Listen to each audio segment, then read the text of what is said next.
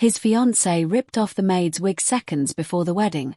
Then the billionaire cancelled everything.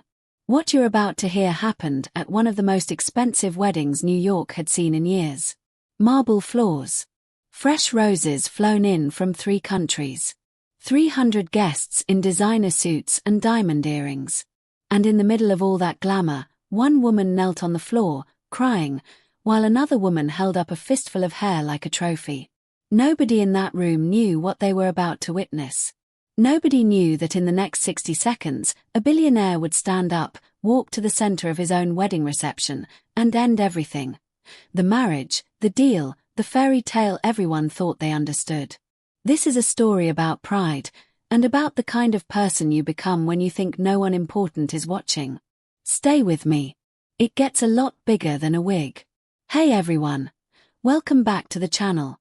If you're new here, we tell real, heart-touching stories about love, family, and the kind of moments that quietly change people forever. Before we get started, tell me in the comments, which country are you watching from today? I love seeing where this community comes from. Today's story is about a housekeeper named Maya, a groom named Daniel, and a bride named Vanessa. It starts like a fairy tale. It does not end like one, not for the people you'd expect. Let's get into it. The wedding invitations had gone out 6 weeks earlier, printed on paper so heavy it felt like holding a small tile in your hand. Daniel Cole was 34 years old, and by the time most people his age were still paying off student loans, he owned 4 companies, a penthouse in Manhattan, and a stone estate in Connecticut that had once belonged to a shipping family. He'd built all of it from nothing. Literally nothing. At 19, Daniel had slept in his car for 11 months while going to community college during the day and working 2 jobs at night. Nobody at his wedding knew that. Nobody at his wedding had ever asked. Vanessa Hale was 30 years old, and she came from the kind of family where the word old money got whispered like a compliment. She was beautiful in the specific, practiced way that comes from a lifetime of being told she was the most important person in every room. She had met Daniel at a charity gala 2 years earlier, and within 6 months they were engaged. Her mother called it a perfect match. Daniel's assistant, privately, called it something else. And then there was Maya Thompson. Maya was 34, the same age as Daniel, though you would never have guessed it from how the world treated her. She had worked as head housekeeper at the Connecticut estate for almost 3 years. She managed a small staff, kept the enormous house running without a single complaint, and had a way of making even the coldest rooms in that mansion feel warm. The other staff loved her. The gardener said she was the only person who ever remembered his daughter's birthday. The chef said she was the reason the kitchen ran on time every single day. What almost nobody knew, what Maya had told exactly 2 people in the world, was that 8 months earlier she had been diagnosed with an aggressive form of breast cancer. She had gone through chemotherapy in complete secrecy, scheduling her treatments on her one day off, coming back to work the next morning with a headscarf and a smile so convincing that even the housekeeper who worked beside her every day never suspected a thing. Maya had a reason for the secrecy. Her son, Elijah, was 8 years old. His father had left before he was even born. Maya's job, the health insurance that came with it, the roof it put over their heads, was the only stability Elijah had ever known. She could not afford to be seen as fragile. She could not afford to be let go. So she wore a wig, carefully matched to her natural hair, styled every morning before her son woke up, and she went to work like nothing in the world was wrong. Daniel had noticed something in Maya that he couldn't quite name. It wasn't attraction, not at first, not really ever in the way people assume. It was recognition. Something about the way she carried herself, quietly, without asking for anything, reminded him of who he used to be before the money came. He would sometimes find himself lingering in the kitchen longer than necessary, just talking to her about nothing. Books, weather, the ridiculous size of his own house. Vanessa noticed those conversations. She noticed, and she did not like it. "You spend more time talking to the help than to me," Vanessa said one evening, only half joking. "She's not the help, Vanessa. Her name is Maya." Vanessa had smiled at that, The kind of smile that doesn't reach the eyes. Of course, darling. Maya. She never used Maya's name again after that. Not once, not for the rest of the story you're about to hear. To Vanessa, from that point on, Maya was simply her.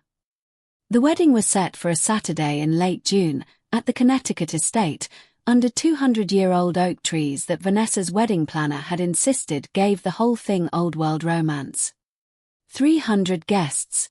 A 12-piece orchestra. And, at Vanessa's specific request, the household staff, including Maya, assigned to work the reception itself, refilling glasses, clearing plates, disappearing into the background the waitstaff are supposed to. Maya had asked, quietly, if she could be excused from working that particular event. She gave a vague reason, a scheduling conflict, she said.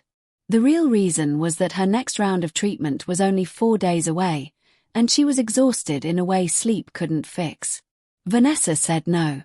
Everyone works the wedding. That's the job. Daniel never heard about that conversation. If he had, the whole story might have gone differently. But he didn't.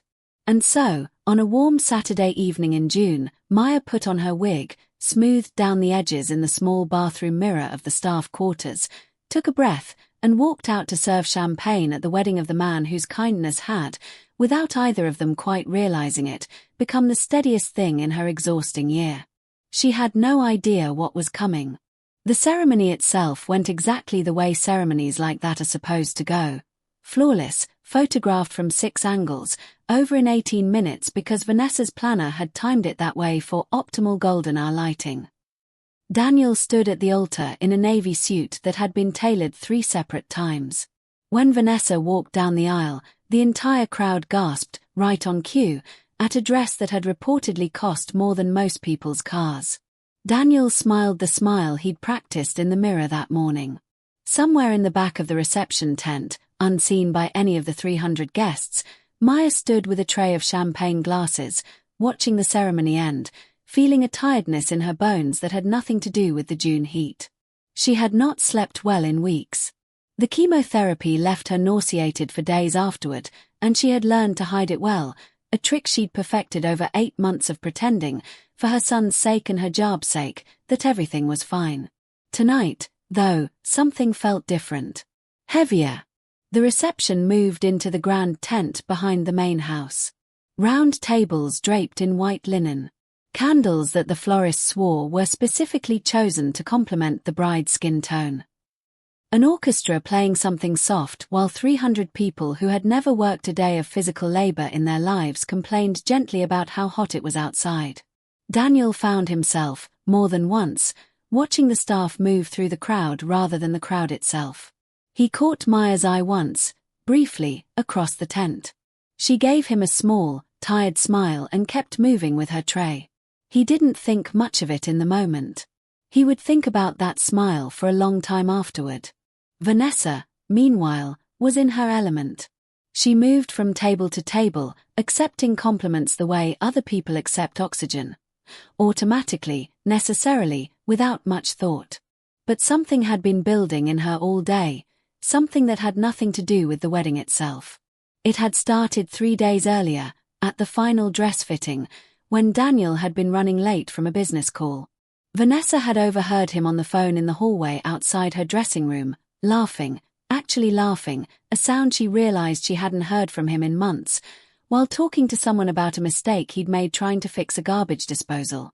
She'd assumed it was a friend. It wasn't. It was Maya. Daniel had jammed a spoon in the disposal that morning trying to fix it himself before the plumber arrived, and Maya had teased him about it relentlessly over the kitchen counter. Vanessa didn't know all those details. She only knew the sound of his laugh, and the fact that she hadn't been the one to cause it in a very long time.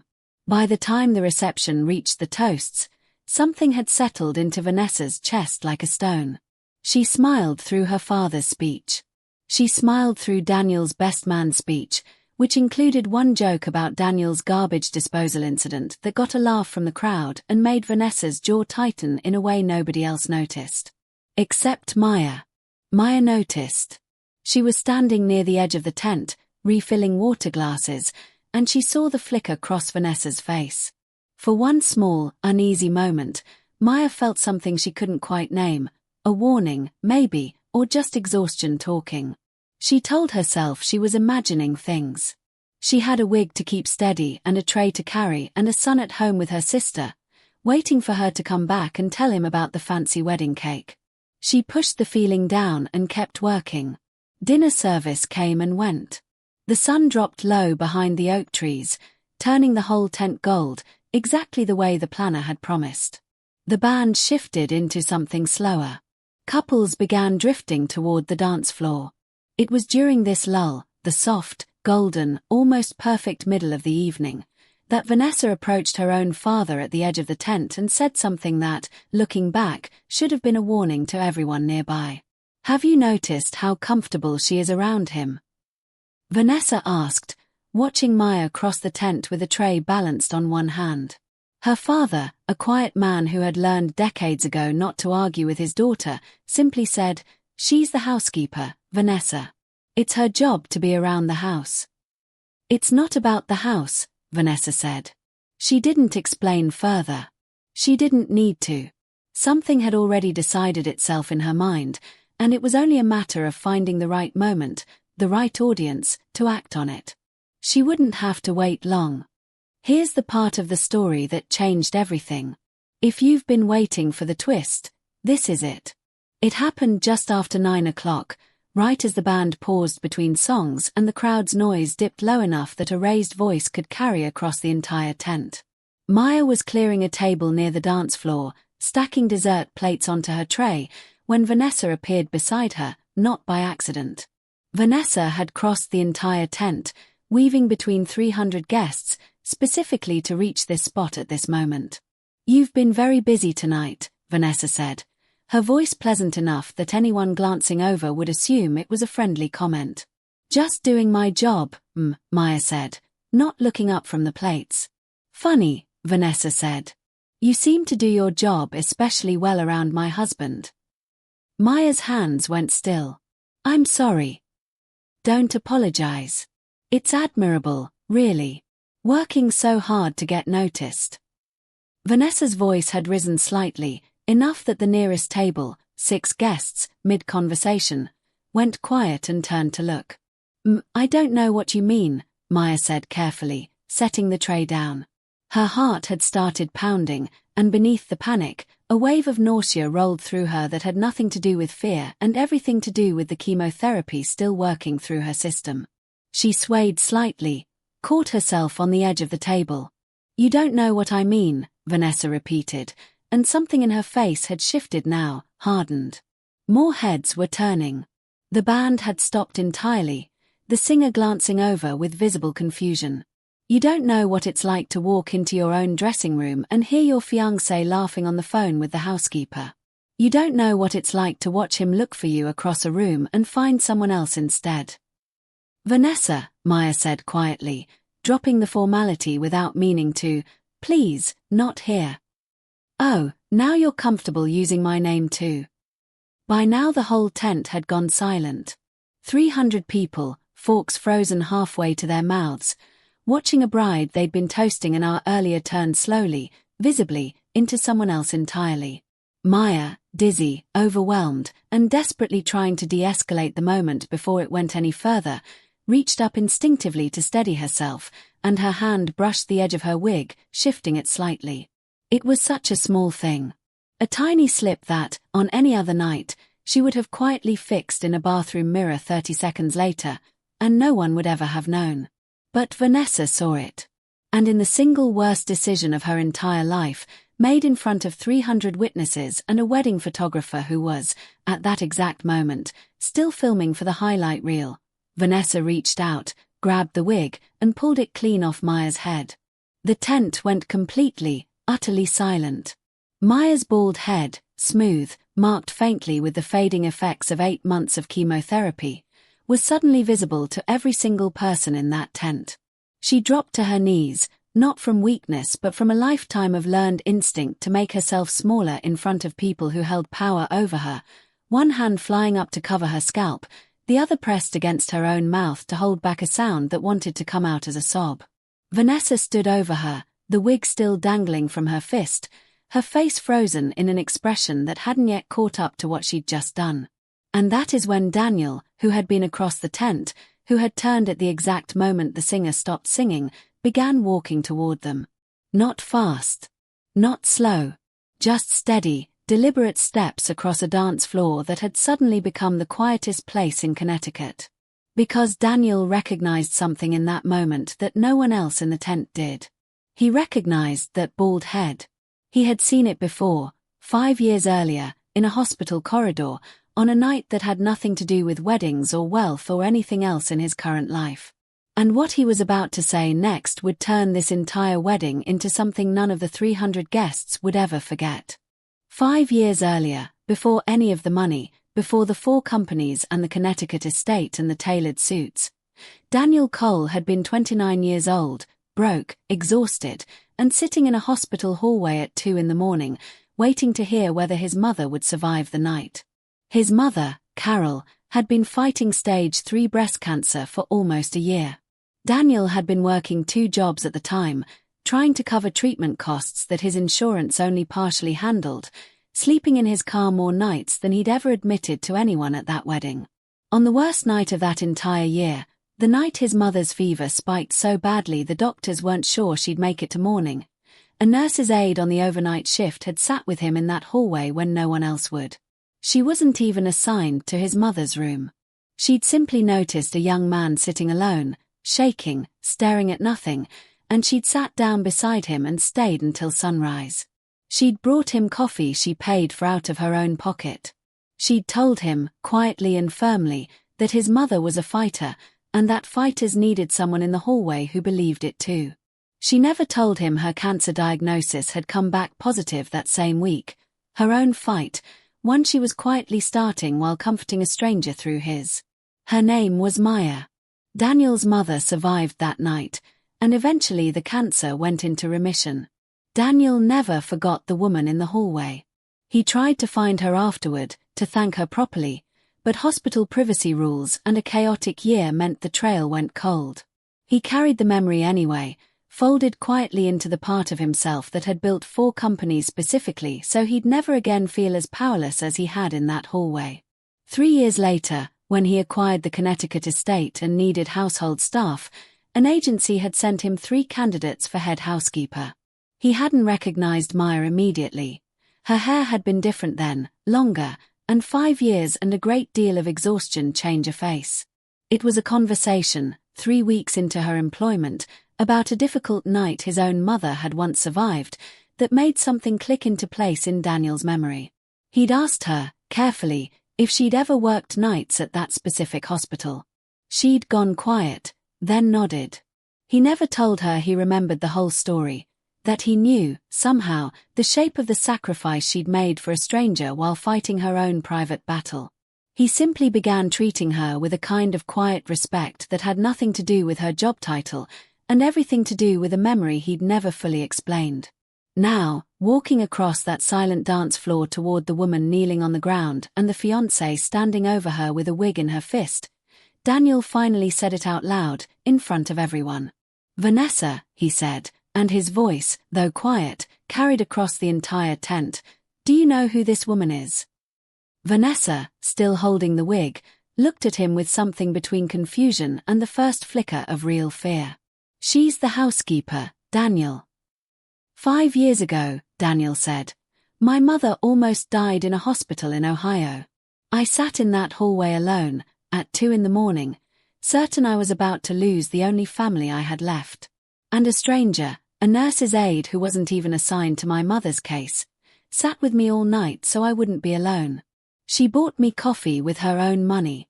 She told me my mother was a fighter." He knelt down, slowly, in front of Maya, still frozen on the floor with one hand pressed to her bare scalp. "That was you," he said, and his voice broke slightly. "That whole time, you were already sick yourself. And you never said a word." The tent had gone from silent to something heavier, 300 people realizing, in real time, that they were witnessing something far bigger than a wedding. "I didn't want anyone to know," Maya said quietly, tears finally spilling over. I needed the job. I have a son. Daniel took off his own suit jacket and gently draped it over her shoulders, not because she was cold, but because it was the closest thing he had to give her dignity in that moment. Then he stood up, turned to Vanessa, and the tent held its breath again. You just ripped the wig off a woman who is fighting cancer, he said, at my wedding, in front of everyone, because you were jealous of a kindness you don't understand. His voice was steady, but something in it had gone permanently cold. I don't think I can marry someone who would do that to another human being. Not today. Not ever. Vanessa opened her mouth, to explain, to apologize, to salvage something, but no sound came out. For nearly 10 full seconds, nobody in that tent moved. 300 people, an orchestra with their instruments lowered, a wedding photographer who had, without quite deciding to, kept his camera rolling, all of them frozen in the wake of a sentence no one had expected to hear at a wedding reception. Vanessa was the first to break the silence, and she did it the only way she knew how, with anger, because anger had always worked for her before. You're going to end this, she said, her voice climbing, over the help. Over some woman who's been flirting with my fiancé for months. She has never once flirted with me, Daniel said. Not once. And even if she had, Vanessa, look at her. He gestured, not unkindly, toward Maya, still kneeling, still shaking, his jacket wrapped around her shoulders. She is sick. She has been sick this entire time, working full days, hiding it from everyone, so she could keep providing for her son. And your response to learning that was to humiliate her in front of 300 people. I didn't know she was sick, Vanessa said, and for one brief moment, something like genuine shock crossed her face, the first honest emotion she'd shown all evening. I didn't, Daniel, I swear I didn't know. Would it have mattered? Daniel asked quietly. If she'd just been tired. Or having a bad day. Would it have been all right to humiliate her then? Vanessa had no answer for that, because there wasn't a good one, and on some level, she knew it. Daniel's mother, Carol, 61 years old, seated at the front table in a pale blue dress, having spent the entire evening unaware that the woman refilling her water glass all night was the same stranger who had once sat with her son through the worst night of his life, rose slowly from her seat. She walked toward Maya, knelt down in front of her despite her son's protests that she shouldn't strain her knees, and took both of Maya's hands in her own. You, Carol said, and her voice was shaking, sat with my son so he wouldn't be alone. I have wanted to thank that woman for 5 years. I never thought I'd get the chance. Maya, overwhelmed, could only nod, tears streaming freely now, no longer bothering to hide her bare scalp from the crowd that had gone from shocked silence to something gentler. A low murmur of guests beginning to understand, in real time, exactly what kind of night this had become. Vanessa's mother, watching from a nearby table, put a hand over her mouth. Vanessa's father stood, walked over, and put a hand on his daughter's shoulder, not in comfort, but in something closer to quiet, disappointed restraint. Vanessa, he said, low enough that only she could hear, you need to leave. Now. Before this gets worse. Dad. Now, Vanessa. For the first time in the entire evening, Vanessa didn't argue. She looked around the tent, at 300 faces that had, within the space of 5 minutes, gone from admiring her to something closer to pity mixed with disgust, and something in her finally understood the scale of what she'd done. She dropped the wig she was still holding onto the grass, turned, and walked out of the tent alone, her wedding dress trailing behind her across the lawn, no one moving to follow. Daniel didn't watch her go. He was still kneeling beside Maya, one hand steady on her shoulder, waiting for her breathing to slow. I'm so sorry, Maya whispered. I ruined your wedding. You didn't ruin anything, Daniel said. You showed me exactly who I almost married.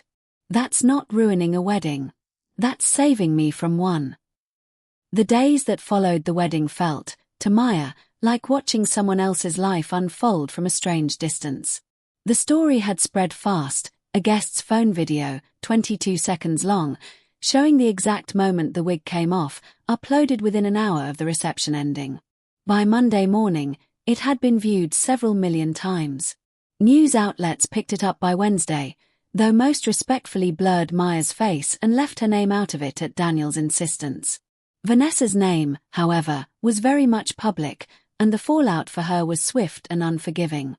Two business partnerships her family relied on quietly distanced themselves within the week.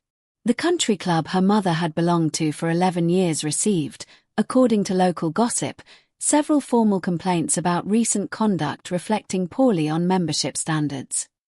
Daniel didn't comment publicly. He didn't need to. What he did instead was quieter, and in some ways, far more meaningful. He paid off the remainder of Maya's medical bills in full, not as charity, he insisted, but as a debt 5 years overdue. He connected her with an oncology specialist at one of the best cancer centers in New York, someone who reviewed her treatment plan and adjusted it in ways her previous, overworked clinic never had the resources to consider. He told her, in no uncertain terms, that her job at the estate, and her insurance, and her home, were not going anywhere, regardless of how her treatment progressed or how long she needed to take off. "You don't have to do all this," Maya told him, sitting in the same kitchen where they'd first started talking about nothing in particular. "I don't need saving." "I know you don't," Daniel said. "You've been saving yourself for 8 months without telling a single person. I just want to make it a little less impossible." Maya's son, Elijah, met Daniel for the first time about 2 weeks after the wedding, when Daniel drove Maya home from a treatment session because she'd been too exhausted to drive herself safely. Elijah, 8 years old and fiercely protective of his mother, had looked Daniel up and down with the kind of blunt suspicion only children manage to pull off politely. "Are you the guy from the video?" Elijah asked. "I am," Daniel said. "You gave my mom your jacket." "I did." Elijah considered this for a long moment, then apparently decided it was sufficient evidence of good character, because he immediately launched into a detailed, 12-minute explanation of his favorite dinosaur facts, which Daniel listened to with more genuine attention than he'd given most of his board meetings that year. Word of what had happened reached beyond Daniel's own circle, too. Carol, his mother, began visiting Maya during her chemotherapy sessions, sitting with her the way Maya had once sat with Daniel in that Ohio hospital hallway, insisting it was the least she could do after 5 years of unpaid debt. The two women, an unlikely pair from wildly different corners of life, became close in a way that surprised everyone except perhaps the two of them. Not everyone in Daniel's circle understood what he was doing. A few old friends, cautiously, asked if he was certain he wasn't simply overcorrecting, replacing one dramatic relationship with an equally dramatic rescue narrative. "This isn't about rescuing anyone," Daniel told one of them, a longtime business partner, over lunch. "I'm not trying to fix her. I just finally have the chance to treat her the way she deserved to be treated 5 years ago, and the way she should have been treated at my own wedding. That's not a rescue. That's just decency, a little late." Meanwhile, Vanessa, in the weeks following the video's spread, made exactly one attempt to reach Maya directly. A message sent through a mutual acquaintance, asking to meet, to apologize privately. Maya considered it for several days before responding. She said yes. They met at a small coffee shop in town, away from cameras, away from Daniel, away from anyone who might turn the conversation into a spectacle. Vanessa arrived first, sitting stiffly at a corner table, dressed far more plainly than anyone who'd seen her at the wedding would have recognized. Maya arrived a few minutes later, wearing a soft blue headscarf, having decided somewhere in the past few weeks that hiding her illness had cost her enough already.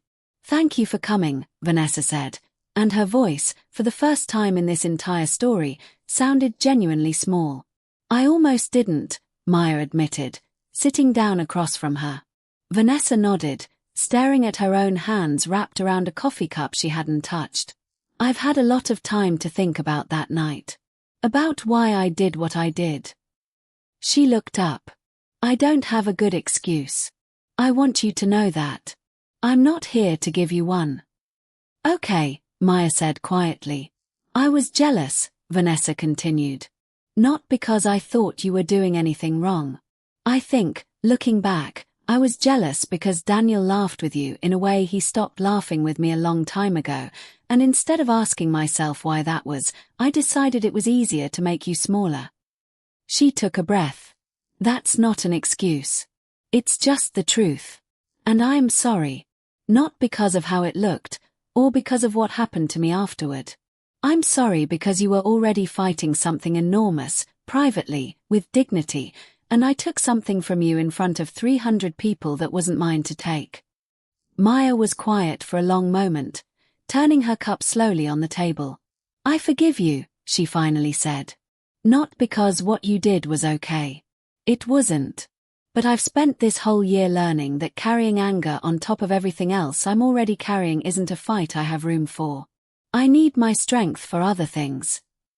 Vanessa's eyes filled, and for once, she didn't try to hide it. "I don't know how to fix any of what I broke," she said. "You don't have to fix it," Maya said. "You just have to be a different person going forward. That's really the only apology that means anything, eventually." They didn't become friends after that conversation. Some things simply can't be rebuilt into friendship, but something quieter passed between them. A closing of one door, and, for Vanessa at least, the faint outline of a different one beginning to open. Word later reached Maya, months down the line, that Vanessa had begun volunteering, quietly and without publicity, at a cancer support center 2 towns over. She never spoke publicly about why. Back at the Connecticut estate, life had settled into something neither Daniel nor Maya had a name for yet. Not a romance, not exactly, though the careful distance both of them maintained had begun, slowly, without either fully admitting it, to soften at the edges. Daniel drove her to appointments when her energy ran low. Maya taught Elijah's dinosaur facts to Daniel's mother over Sunday dinners. Nobody rushed anything. Both of them understood, in their own way, what it cost to survive something enormous, and neither wanted to build anything on top of that survival except patience. Maya's final round of chemotherapy fell on a rainy Tuesday in October, 4 months after the wedding that never happened. She'd asked Daniel not to come. She wanted, she said, to walk into that appointment the same way she'd walked into nearly every one before it.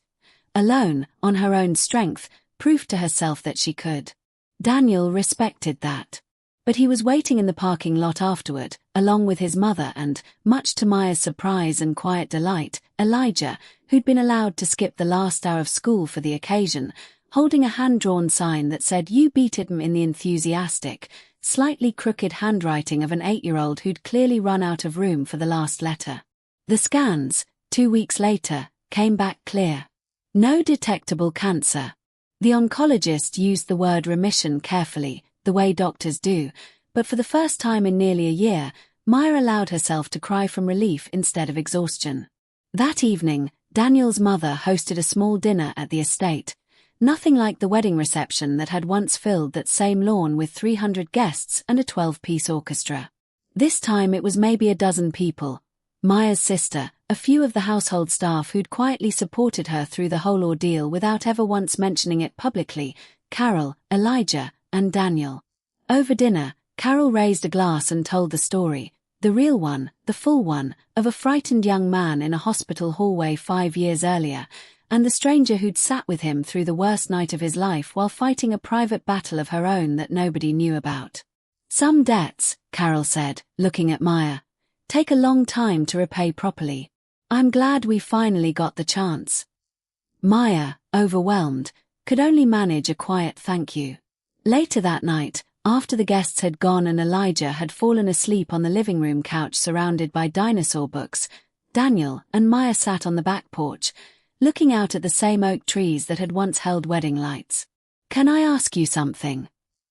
Daniel said. "Depends what it is." "That night, at the hospital, you never told me you just found out you were sick again that same week." Maya nodded slowly. "I almost didn't sit down next to you.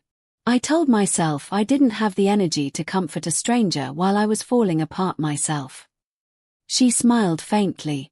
"But you looked so lost. And I think, somewhere underneath the fear, I needed to feel useful to someone else for a minute, instead of just being afraid. You saved something in me that night," Daniel said quietly. Not just my mother. Me. I don't think I've ever properly told you that. You just did, Maya said. They sat there for a while longer, not needing to fill the silence with anything else. A year passed. Maya's cancer stayed in remission. She continued as head housekeeper at the estate for a while longer, though housekeeper had, by then, become a strange word for what her role had actually grown into. She oversaw not just the household but, at Daniel's request, a small charitable fund he'd quietly established to help cover medical costs for hospital and hospice workers who, like her, often went without adequate insurance despite spending their careers caring for others. Maya named it, simply, the Hallway Fund, after the place where this whole story had truly begun, 5 years before anyone else knew it. Elijah started 4th grade that fall and informed anyone who would listen that he intended to become either a paleontologist or the guy who drives the big trucks, and had not yet decided which. Vanessa, according to people who still moved in those social circles, had quietly stepped back from the world she'd once dominated so completely. She still volunteered at the cancer center 2 towns over. She'd apparently told a friend, once, that ripping that wig off a stranger's head had been the single moment that finally showed her who she'd become, and that she wasn't sure she was grateful for the lesson, but she couldn't deny she'd needed it. As for Daniel and Maya, they never rushed toward a label for whatever had grown quietly between them over that long, difficult year. It wasn't a fairy tale romance built on golden hour lighting and a 12-piece orchestra. It was something slower, sturdier, built out of hospital hallways and kitchen counter conversations, and a debt neither of them had ever expected to be able to repay in full. One evening, almost exactly a year after the wedding that never happened, Daniel asked Maya to marry him. Not on a stage, not in front of 300 guests, but in the same kitchen where they'd first talked about nothing much at all, with Elijah sitting on the counter nearby, sworn to secrecy and utterly failing to contain his excitement. Maya said yes. They were married the following spring, in a small ceremony on the same lawn under the same oak trees.